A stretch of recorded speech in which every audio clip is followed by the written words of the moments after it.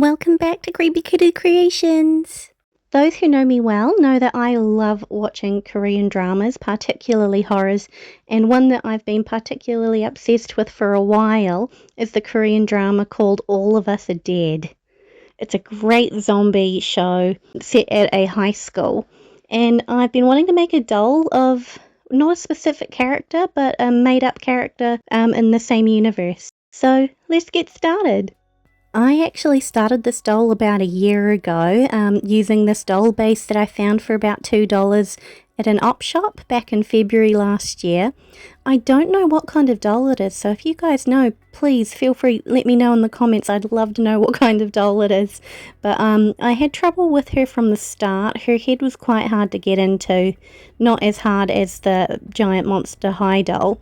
I could still get in there with an X-Acto blade, but it did take a little bit, and since this was back in February, I didn't yet have the advice people gave me with Enid about heating the knife up first, or maybe using the electric one.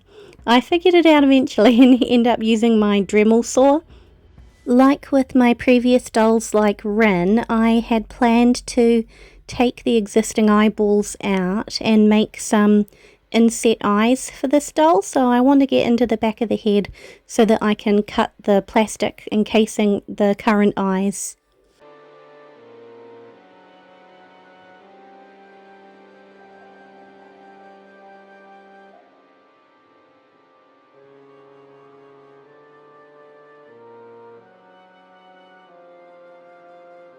It took some doing, but I got there in the end. I need to pull the hair out as well, which was also quite difficult. But let's acetone her face. And nothing happened.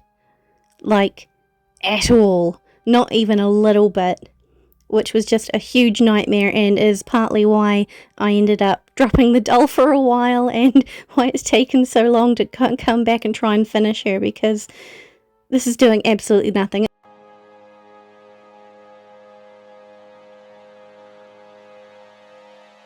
So I've had to go in with, I've got some of these little sanders that I got for when I started Truly Scrumptious, because I knew that I'd probably have to be sanding the polymer clay and get into some very fine areas. So I'm going to try and see if I can sort of sand off all of her factory paint.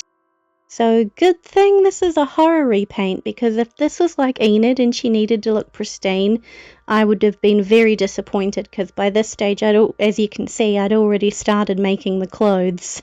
So I was sort of locked in.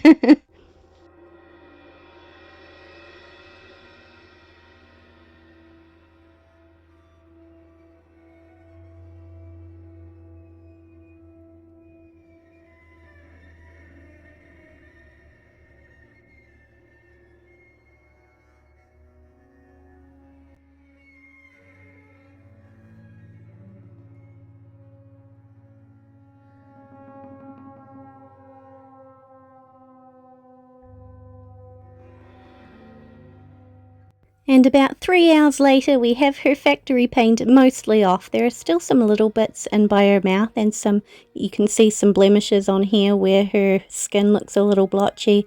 So again, I'm really glad that this is intended to be a horror doll repaint, so we probably won't see any of this. But that was an absolute nightmare. So I ended up not being able to get her eyes out, so I'm going to do what Poppin often does on her channel when she repaints Rainbow High. I watched a few of her videos to see how she goes about going just painting right over top of the existing eyes, and I tell you what, it worked like a dream. I'm going to be doing this so much more often. It's so much easier. Now, for those of you who haven't seen the show All of Us Are Dead, don't worry, there's no spoilers here, because I'm not doing a specific character from the show. I specifically wanted to do a made-up person, because I didn't want to ruin the show for anyone. So this is just a completely made-up character done in the same style as the zombies on the show. So fret not.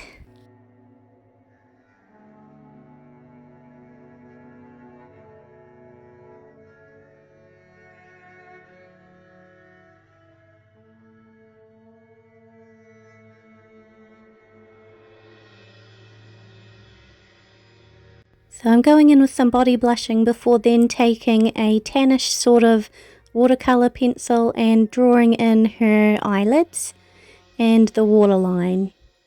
I actually did this face up simultaneously with Enid's, so while Enid was curing with the Mr. Super Clear, I'd work on her, and when I worked on this one, I'd work on Enid. So it was actually really good fun, because Enid's face up was very crisp and clean, and this one's definitely going to be more on the horror side, and it was really, really fun doing both of them at the same time. And after not having done any face ups in over a year, it was so nice to get back into it.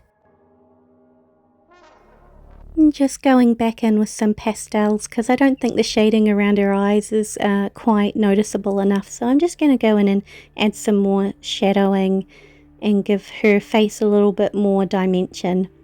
Then of course the eyebrows, the bane of my existence. Although I have to admit, I'm not minding them so much now. I'm starting to use a flat paintbrush so that I get a little bit more control over the pastel, so that I can define the shape a bit better, and I've been finding that much easier. So this is the reference I was using. And I tell you what, the special effects makeup for this series is insanely good. And it made for a really fun face up, because normally when you're sort of going for something 3D, I'd be tempted to sculpt it on. So it was a really fun challenge to try and get that 3D look through watercolor pencils alone. So that was really good fun.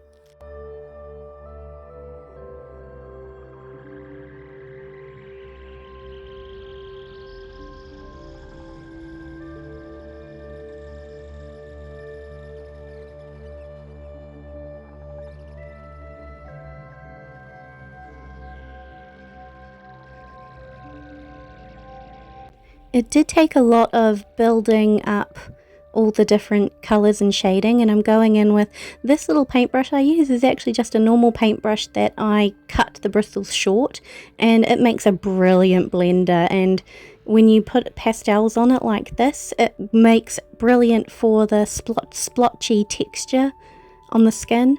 So I highly recommend, if you've got any spare paintbrushes and you're needing a shorter one like this for stippling or blending, highly recommend.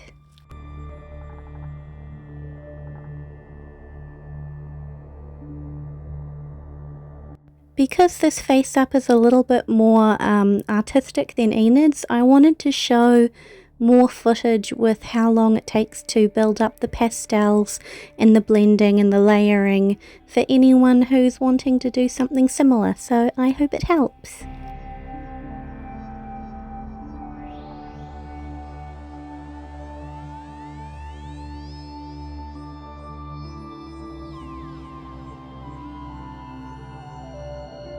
So this side of her face hasn't been affected by the zombification. So I want to make this side of her face just cleaner. No horror elements, just what she would look like if she was totally fine. So that was also really fun to do, because I love having, like, kind of like, you know, the Phantom of the Opera, how they've got the mismatch from one side of the face. I find these really fun to do. I'm just going to keep layering some white pastels over the whites of her eyes. I was hoping to do it with pastels alone, but I think I might have to go in with paint later. So I'm just going to keep using my pastels to try and build up some shading and dimension. I know that, I mean, sometimes it can feel like it's a little bit of a waste and it's not doing a lot, but I find that the pastels make a huge difference for me. So I think it's worth the time and effort to spend on it, especially now that I finally got more cans of MSC. I was getting a bit worried there for a while.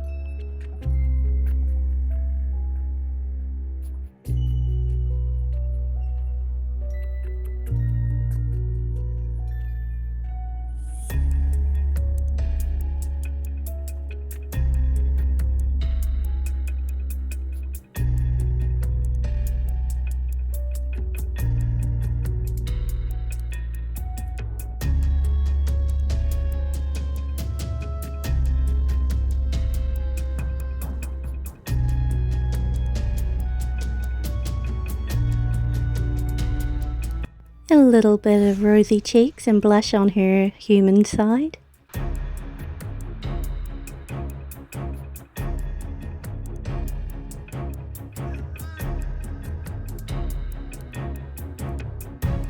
Even though I know that the blushing generally does get damaged along the joints, I can't help it. I just love some good body blushing, and I mean, she's running away from zombies and she's trying to stay safe, so it makes sense that she might have fallen over and grazed her knee and hurt herself a little bit. So I'm just going to be adding some of these details on her zombie side as well. I thought it would be a fun detail to add.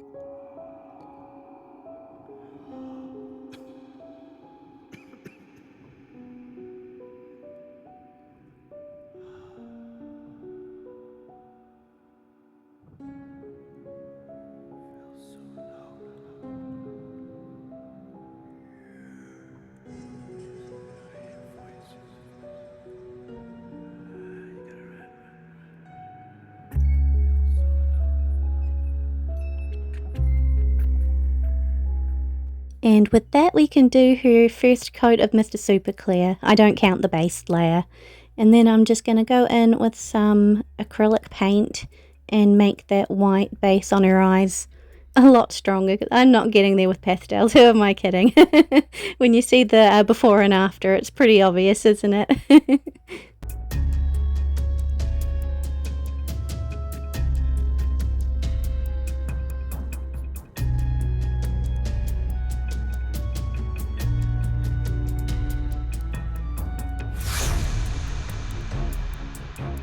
Now I'm just going to do some more layers of, it's a sort of tannish brown, a lightish brownish red, and then a dark red, just to bring out this area around her eye.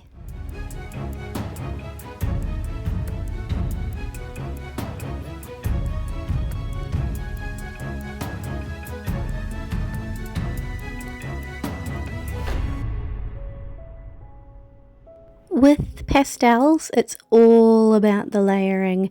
So even though it takes more layers of Mr. Super Clear, I think it's way worth it, because if you try and do it all on the same layer, there's only so much depth you can get compared to spraying it, leaving it, and then doing another layer on top, kind of like real life Photoshop layers. Now I'm wetting my watercolor pencil and going in with a fine paintbrush to do her eyebrows. Which again, usually I really don't enjoy doing the eyebrows because they're never even and I worry about them constantly. But I feel like they weren't too bad this time, although the one on her left, I do need to fix a bit because it's not as well shaped as the one on the left. So I'm just I'm wetting it with the paintbrush so that I can erase the parts that I don't like and try again.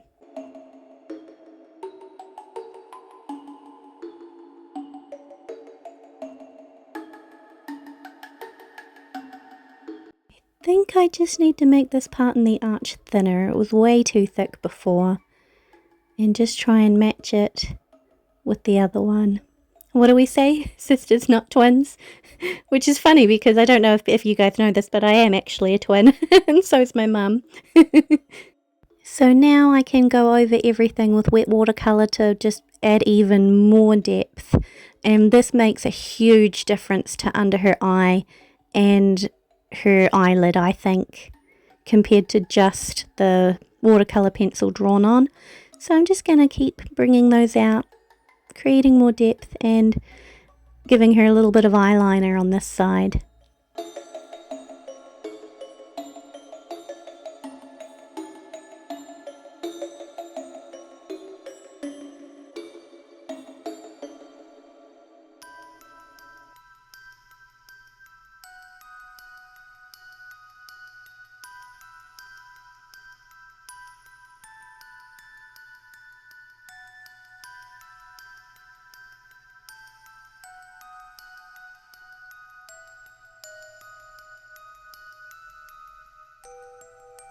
still not quite wide enough and you can see some brush strokes, so I'm doing another coat of white paint on her eyes.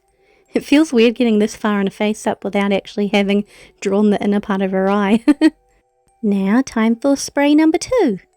So now that that's all cured, I can finally draw the inside of her eye, which, a bit like Enid, I found it a little bit hard this time. I kept getting this left eye either too big or too small, so I had to erase it several times before I could actually get it right.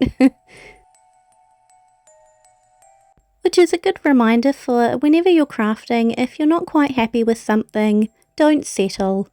Just, even if you have to erase it, try again, and you'll almost always be much happier with the result than if you'd just settled and made do with what it was like before. So now I'm just sort of wetting this watercolour that I drew it in first, but it really doesn't get the look that I go for. You can see all of the little scratches, so I'm just going to go straight in with wet watercolour, which was kind of an experiment because I think I mentioned in my last video that I often will build up pastel layers and I'll do layers and layers of pastel only to paint over it with the watercolours. So this was a bit of an experiment to see how I do going in just straight with the watercolours first. So far so good.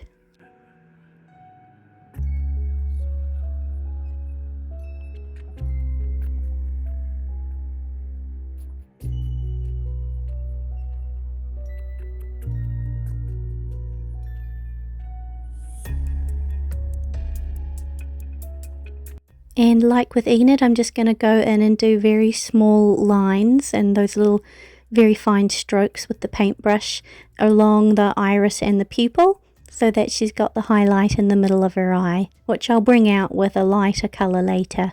But because this reactivates with wet brush, I'm going to do another spray of Mr. Super Clear now, so then I can go on top with some black pan pastel to bring out her pupil. And I'm doing that with the chubby nubby brush that I was telling you about earlier, just to really get some depth in that pupil. And then I'm going in with a much finer brush with the pan pastel and just going around the outside of the eye. And I'm also going to add some shading along the inside of the eye, which this is actually a beautiful combination between the Monster Highs where you just draw straight on the vinyl, or when you have the BJDs with the fully inset eyes. These are like when you draw on top of them like this, because they're still 3D because the eyelid juts out, so they're almost like semi-inset, and I have to say I really love the result. It just looks amazing, and because it's got that element of 3D without being quite so inset, you get the depth without, quite often with inset eyes, you kind of get gaps around the edge where if you turn the doll and look at the doll from the side, you can almost see inside the eye socket. And I don't know, I always found that annoying because I know it's partly to do with the fit of the eye, but you don't get that with this at all, and I dig it. I'm going to add some red pastel to this eye to make them look a little bit bloodshot and a little bit contagious.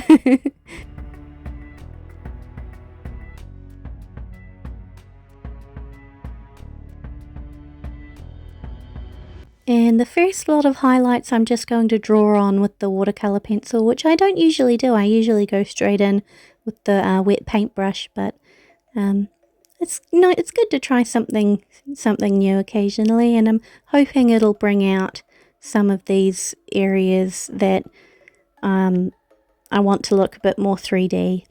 I'm also going to go in with some of the red and pink watercolour pencils and give her little bloodshot eye veins, which was really fun. I don't often get to do that on a doll.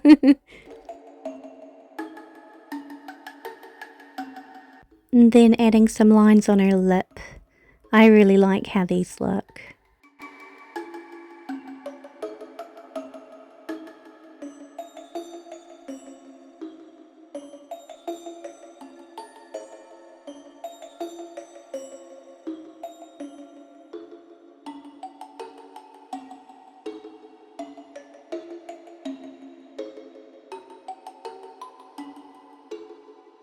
And then going in with some more pastel with a bigger, slightly more stippled brush, just to really accentuate that dirty, diseased look.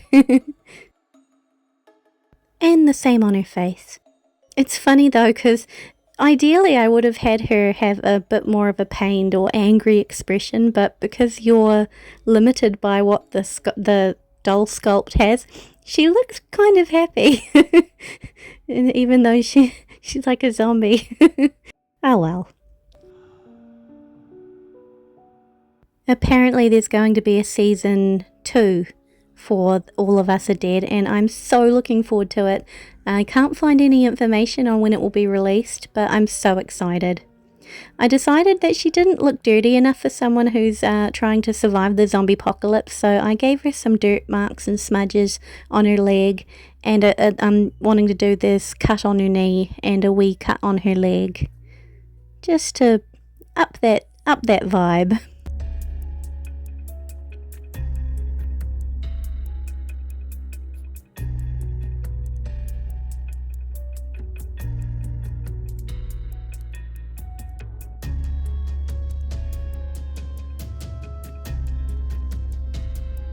Which means it's time for the next layer of Mr. Super Clear. So, just going to paint, because I don't want to do a wig cap for this one this time, and I very rarely stick hair directly on the doll's head. But I don't know, I felt like a wig cap wasn't needed this time, so I'm just going to be painting it now, so then at least the paint will get protected by the next coat of Mr. Super Clear. So I'm just quickly doing that now with some acrylic paint. I've already got her wefts all made up because I made a bunch of pink, black, brown and red wefts in bulk when I was working on Enid so I'd have it ready for this doll, Enid, and the doll that I'll be making next. So now that the Mr. Super Clear has all cured, I can add the highlights, because every single time I will always make a mistake that I need to erase. So I always make sure that I only ever do it on a freshly cured base of Mr. Super Clear with nothing else having been done to it, no pastels, because I need that clean surface for when I do make those mistakes. I'm going to add some highlights to the waterline as well to make them look wet and glossy, and some final highlights along her zombie face and her eyelids.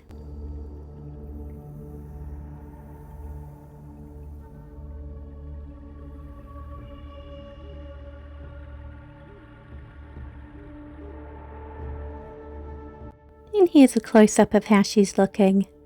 I'm really happy with how the 3D elements turned out, and actually really happy with her lips. I usually try and be a bit more light-handed with the lines on her lips, but I'm really happy with how they turned out this time. Now, I don't usually go into this much detail on the nails and try and make them look like nails, but for some reason I just really wanted to on this doll. So I'm using the wet watercolour to outline where the nail bed would be. Then I'm doing the same with some white watercolours just to get that part of the nail, you know, like this wee semicircle that we have on all of our nails, like this. So I was trying to just get that sort of look. And the last spray of Mr. Super Clear, and we can gloss her eyes. Her face up is done, and I'm really happy with how she came out. So I'm going to gloss her lips with the gloss varnish and also her cuts to make them look more fresh.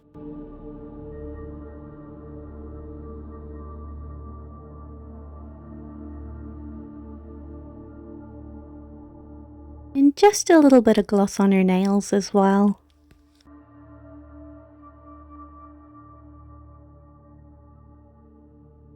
I was originally just going to keep her eyes glossed with the Liquitex gloss varnish, but they just looked a bit lackluster. So now, oh, sorry, I keep bumping the camera. I'm going in with some UV resin using a brush that I'll have to throw out, but that's okay. So we're going to cure that, and it looks so good with these sort of semi-inset eyes. Like, I want to do this with all future dolls that have inset eyes now because it just turned out looking so nice. But she doesn't have any eyelashes, so I'm just going to very carefully stick those onto the little part of her eyelid that's sticking out. And this wasn't, I mean, it wasn't easy, but it wasn't difficult either. It just took a little bit of maneuvering and holding the tweezers to make sure they stayed facing the right way. But it was actually easier than normal inset eyes. So yeah, definitely recommend, and I'll be doing these again without a doubt. So here they are with both done. I did the other eye off camera, and I'm loving how they look. I don't think I'll do bottom lashes. I think this will suffice, but as you can see, like with Enid, the glue dries a little bit white and it's kind of visible, so I'm just going to go over it with some black paint.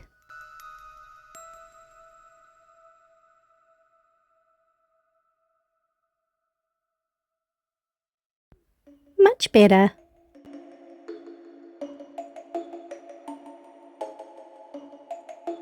I think the UV resin definitely just brings her eyes to life. Which I guess is funny if she's a zombie, because aren't they technically undead? Now for her hair, which I do the same way that I do as when I do wigs, except it's on the head. Although I did find it a bit more nerve-wracking knowing if I made a mistake that I couldn't just take it off and try again and make a new wig. So that was a little bit scarier than usual, but not too bad. She's got some lovely thick brown hair, and I'm just going to do the hair. She's going to have just a normal center parting. So I'm going to have these wefts in the middle, flip them over, and to make sure you can't see any on the other end, I actually do glue a weft right directly underneath this top one. So this is the other side, which is always trickier because you sort of need to push it into the weft that you've already got set in place, so that there's not a gap when you pull the hair for the parting. So this part's always the trickiest. But once that's dry, I put the weft over top of it like this, again to hide any imperfections or if there's any gaps in that parting weft. And now she's starting to look a little bit like Cousin It. Very much like Cousin It actually, so let's give her hair a wee trim. Now, she's not really based on any specific character from the show. She's sort of an amalgamation of several characters and just my own imagination. So I kind of want to give her a slightly more modern version of the Hime style haircut. So I'm cutting these areas a little bit shorter, and I'll be blending them into her hair a bit more than the traditional Hime style haircut. Like this. I don't know, I was humming and hawing for quite a while whether to keep her with the long hair or whether to make it short. So we'll just pop some Glad wrap over it and leave her for a while, get it to sit flat, and then I can decide whether I want it to be shorter. Now you'll notice she's wearing clothes in this just because I went to try the clothes on her and then realised that I couldn't get them back off without ruining her hair. And unfortunately, because I started her over a year ago, I didn't actually get any film of how I made her clothes, so sorry about that. Put her hands back on.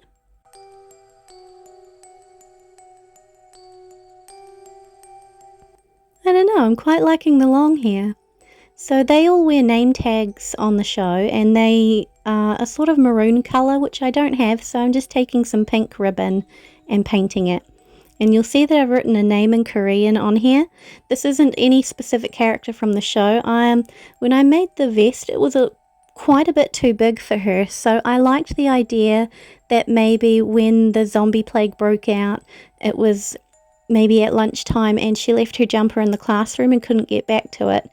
I realised at this point I wrote the name around the wrong way. I put Hyunbin Lee instead of Lee Hyunbin. So I'm just going to turn that around and try again. But I liked the idea that like maybe she was cold and like the upperclassman that she had a crush on gave her his vest to wear so that she would be warmer. I think it's quite a cute wee thing, so I'm writing his name on there instead of hers. That's looking good, and we'll just stick it on with a little bit of fabric glue and hide the evidence of my of my mistake.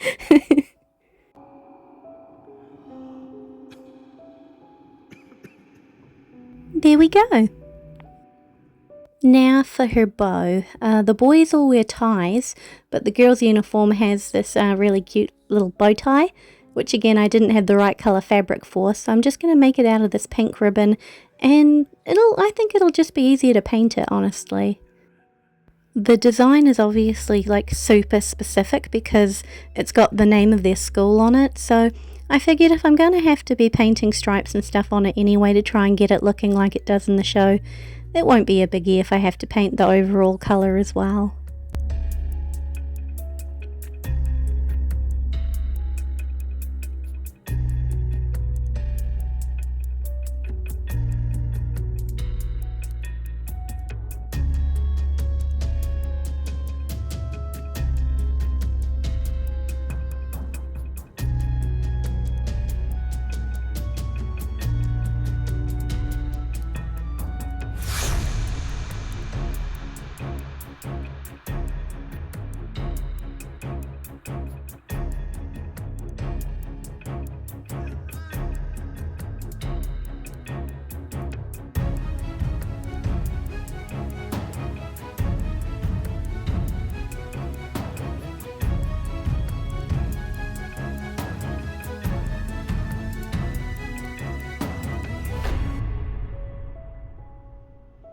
So the tie is green with dark blue stripes with white trimming and the name of the school, Your Sun High, on it. So I'm going to start with the dark blue stripes.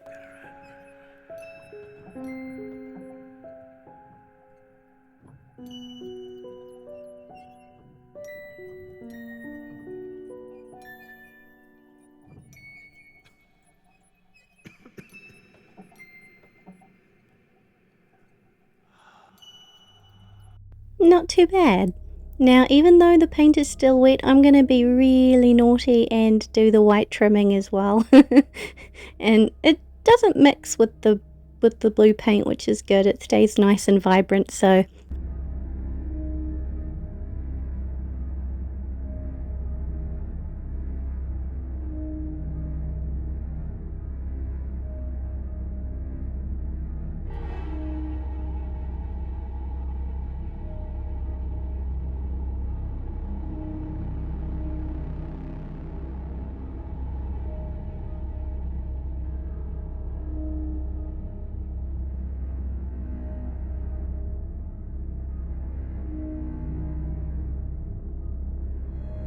now, once this is done, I am going to wait for it to dry before writing the Hyosan High on it, which I did off camera because Korean at the scale was very, very hard to write in paintbrush. So I'm going to stitch that onto the shirt like so. And if you're thinking the green doesn't match the uniform, you would be right. It doesn't in the show either, and it drives me absolutely bonkers. So these are the shoes that came with the doll. I did a base coat in white, so they're just your normal sneakers. They're originally like a baby blue.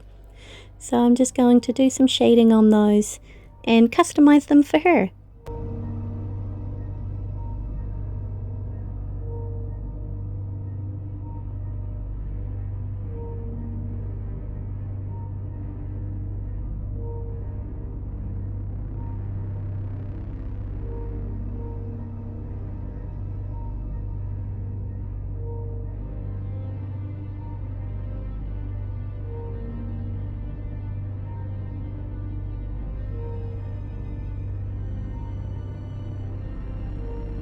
There is a character on the show that wears a really cute pink cardigan, and each of her buttons is a different colour, and it looks like a rainbow, kind of like Skittles, which every time I watch it I always admire that cardigan. I love it, so I wanted to do a wee tie into that by having this doll have rainbow shoelaces.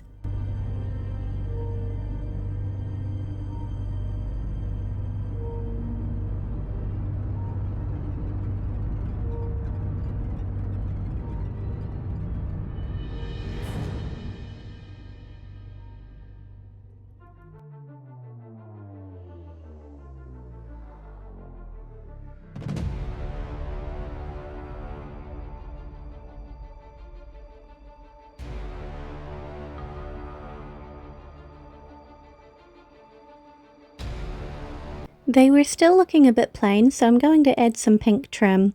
Because one thing I love about the show is each of the characters has some form of individualization of their uniform. Like one of them wears a pink vest, the girl I mentioned before wears the pink cardigan with the skittle buttons, and one of the main girls, she wears a sort of sweatshirt jumper. I also added some silver along the clasps. Now I'm going to add a bit more shading with pastels just to make it look a little bit more realistic. And I'm not going to worry whether it looks messy because they look too clean anyway for the zombie apocalypse. So once they're looking all pristine, it feels so weird picking them up and being like, yep, I'm going to wreck them.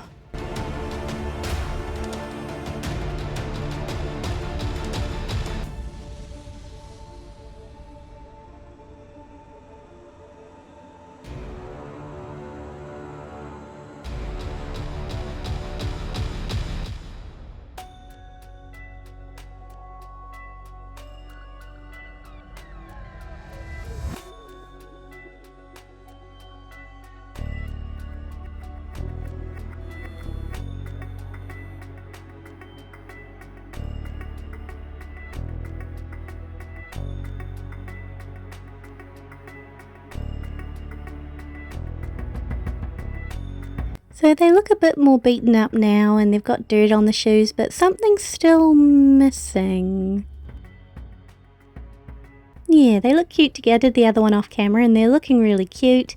Put them on her feet. I already knew that they wouldn't fit with socks. She's looking pretty good, but again, there's something missing from the shoes. So I'm going to go in with my destroyed paintbrush, which is brilliant for blood spatter. And I'm going to add some blood. Is it weird that I find this the most fun part? I'm going to add some spatters on her body as well, even though I know that it may scrape off since it's not been sealed with MSC, but it needs a little bit more zombie apocalypse. So we're going to add blood not just to her shoes, but her hands, her uniform, which yeah, it always feels weird spending a lot of time making this lovely outfit for a doll just to then go, okay, I'm gonna ruin it. Let's put on some blood and some pastels and dirt and rough it up a bit. It's a weird feeling as a creator, and I almost didn't do it just because the uniform looked so nice and clean, but I'm glad I did because not only was this fun, it definitely looks the part.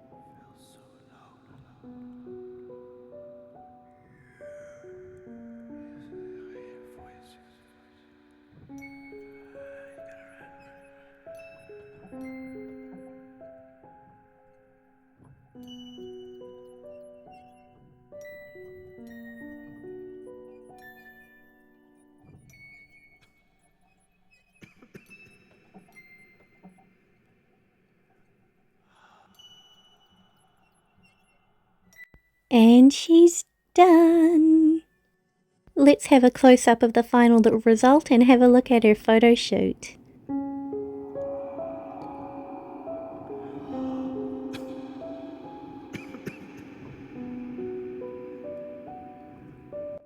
I hope you enjoyed my first horror repaint of the year, and if you haven't seen the show and you really enjoy those sorts of series, highly recommend it. I don't think you'll be disappointed. It's such a cute show. Like this video if you liked it, subscribe if you'd like to see more, and I'll see you next time. Bye!